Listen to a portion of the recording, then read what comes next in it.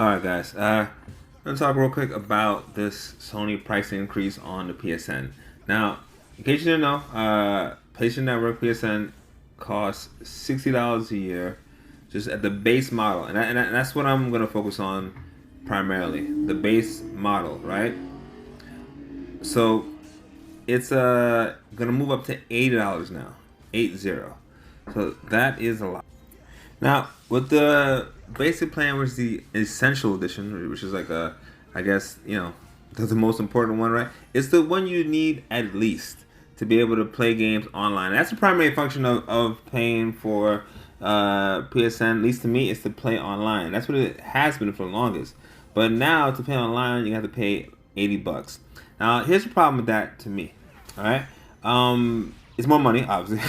That's the problem. But you're not getting anything extra. They're just raising the price, and that's a lot to have to pay just to play online. Now, you do get 3 free games every month, and now whether you think the games are great or not, that's not really the concern. You get 3 free games every month, and I've been doing that for a long time. Now, a long time ago, PlayStation Network playing online used to be free, and that was the thing, like back in the PS3 days. I think it was that far ago, that long ago, that playing online was free, and it made sense. It was cool. But then it became $60, and that felt like a lot. But at least at $60, you had those games, and you had like some extra things, and you got to play online. So alright, for the price of a game every year, cool. Now,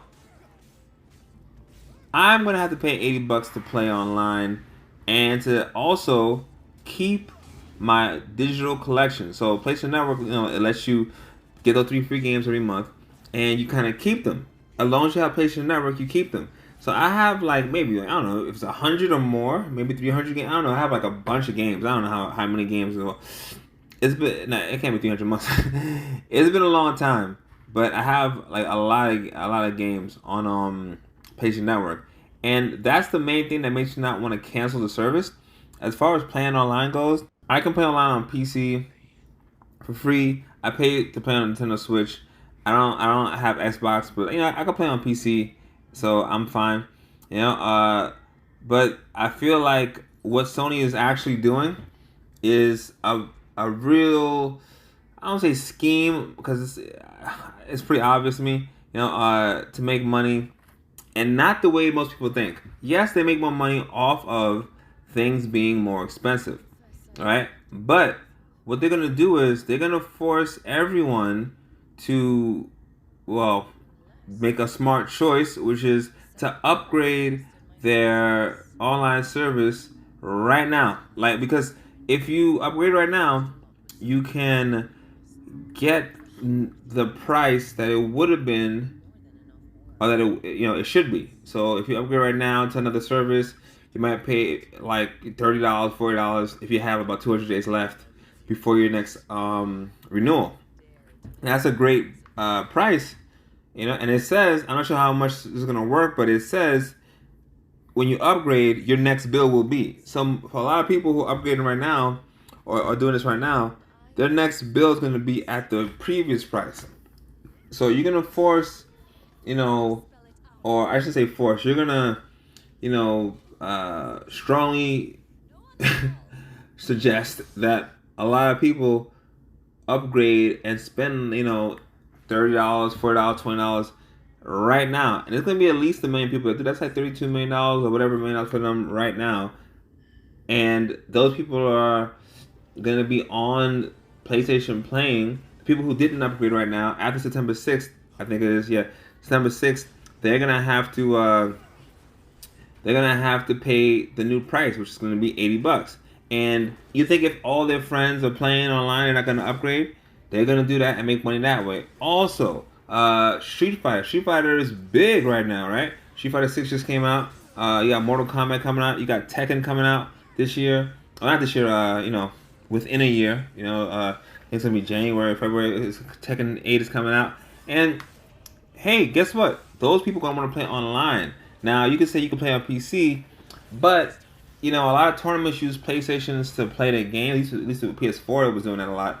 So I'm pretty sure a lot of people are going to want to play on PlayStation and not PC. And I feel like there's going to be a lot more people with consoles, PlayStations, trying to play the game, or I should say that'll become the standard. The standard will be PlayStation 5. You're going to want to play on a PlayStation 5. You're going to want to play the way it's played in the tournament, right? Because most tournaments are probably going to use a PS5 and I have a bunch of PCs.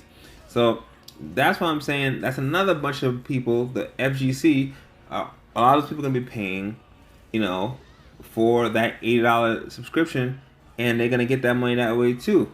So that's two ways in which someone's going to make a whole bunch of money off of this. Now, is it right? I don't think so. You know what I mean? Obviously. I think it's really a problem too for people who can't afford to pay that. Now, people say, "Oh, well, if you can't afford an extra $20, you shouldn't be playing it." No. Because you gotta remember, like, there's a lot of people all over the world that, like, you know, playing video games is not light. It definitely is. Playing video games is a luxury. It feels like lifeblood. It feels like the necessity for us. You know, people, if you listen to this, you probably play a lot of video games. You know, it feels like a necessity for us. But for a lot of people, it is just a luxury that it's very expensive, especially right now with a PlayStation 4, PlayStation 5. You know, you're going to have to spend that money to get that system and then pay for the PSN and then pay for the game, you know, all this stuff like that. And that's gonna end up costing a lot more. That little $20 can be a make or break, and it also just sounds like a lot. Like if you're a kid and you're like, hey mom, dad, can you pay for the online? It's about $60 a year, but with the price of one game, $60 a year. Okay, you might be able to swing that, but 80 is so close to 100. 80 is so close to 100. It's gonna sound like a lot, and a lot of parents are gonna say no.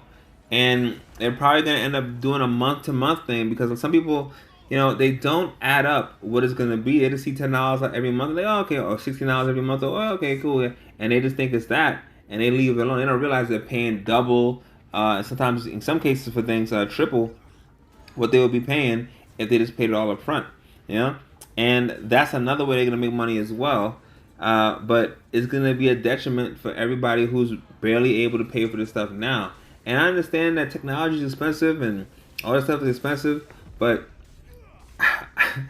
I felt so. I was about to say something that felt so cheesy, you know, like, but shouldn't we look out for the little guy? You know, like, we should make this stuff accessible. Like video games, should be accessible to everyone, however we can. If you're gonna charge $70 for games now, don't then charge $80 to play online, right? Because now you're like going into this such a high price just to be part of the gaming world. You know what I mean? It's like, okay, you don't have to play online. What if you like fighting games only? What if you like playing Call of Duty only? What if you like playing you know, some other first person game or you know, online, and that's your main excitement for playing online? Or you just like playing with your friends on whatever game it is that requires an online thing, you know?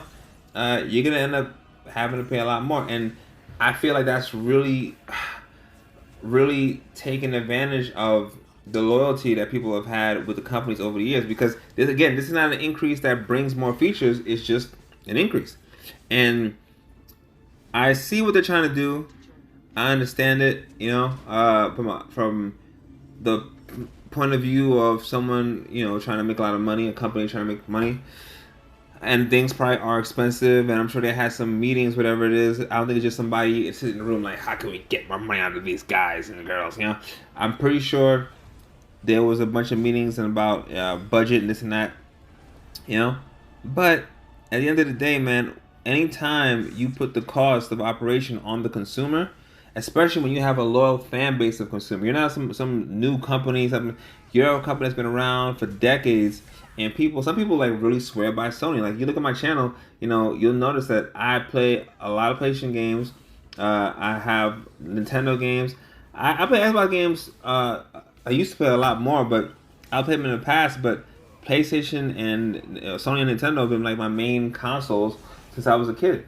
You know, well, Sega, but they're not my console anymore. But yeah, but they're still around making good games, great games. But still, I feel like, you know, it's just a lot of thought probably went into it, and they felt like they could just get away with this kind of thing. You know, like maybe it wouldn't ruffle too many feathers, or maybe it would, but people would eventually calm down. I don't know. Me personally, I'm gonna try to upgrade, right, to hold the price of what it was, and then I'm probably gonna cancel my subscription after that, because if they're charging, I forgot what the top tier is. I'm at the $60 tier right now, right? So the next one up for me to upgrade is like 20 something bucks. So I'll do it. Or the top upgrade is $30. Now maybe some people will get like just so into having all this available to them that they'll they'll keep the upgrade. They feel they can't live without it. Man, I got all these features, and I play all these games. I play these old games, these retro games. I do all these things, and now I can't stop, baby. I need it. Maybe. I don't know how many people that's gonna be, but it's not just about money. It's something that these companies have to understand in this day and age. It's about the feeling and vibe of the company, right? Like, you can call me a Sony fanboy, but from all the Sony stuff that I've had, all the handhelds, everything. I'm probably gonna get this PlayStation Portal also. I'm a fan because I like technology. I like mess around with the Sony stuff. But if somebody like me is saying like, man, I'm probably gonna have to cancel my subscription, I can only imagine what it's gonna do to other people. It's gonna push people to Nintendo and to other outlets, or maybe just playing PC, because you can build a pretty cheap PC nowadays, or buy a cheap one that'll play a lot of the games. So I don't know, man. That's all I have. I've been going on about this for a while, but I really feel like Sony thinks that this is going to be something that just blows over easily, and I don't think so. I could see them changing the price back or doing some kind of reduction or something later on. I shouldn't say I can see it, but it might have to happen if things drop down too low. And what's the point of losing so many fans and players, right? Here's another one. How about end it? Add another point. What's the point if let's just say there was 1 million people only, just 1 million people playing PlayStation Network, just 1 million, right? And then they enact this policy and they lose, let's say 300,000 people, right? But they still have 700,000 people, and they're actually making more money than they were before. Right? Because these people are paying so much, and it's like, yeah, we got a huge increase, and we never saw a loss. But guess what? For the online experience, if we as the players don't have enough people in the lobbies, don't have enough people, playing the game and populating some of the user-generated content, enough people engaged on that platform, the game is not gonna be fun to play. Like, we've all played games where there's not a lot of people playing it, or the game came out and it was so easy to find somebody to fight, or so easy to find somebody to play, and then a couple months go by and you're waiting in the lobby forever and ever and ever, and it gets to the point to where you just keep refreshing, and then you end up not playing the game. You're like, man, whatever. And just that happening one time will force people to go to other platforms to play the game, and it doesn't leave your mind. You remember that. You remember that when it's time to buy the next game, or continue to play a game of that type on that system. It's gonna have long-lasting effects. All right, okay, I'm done for real now. All right, thanks for stopping by. Make sure everybody is, checking out this stuff. Like and subscribe. I'll be doing more of these videos or audios, whatever it is. So check it out when you get a chance. Dragging out. Love yourself and treat people like you want to be treated. All right, guys. Later.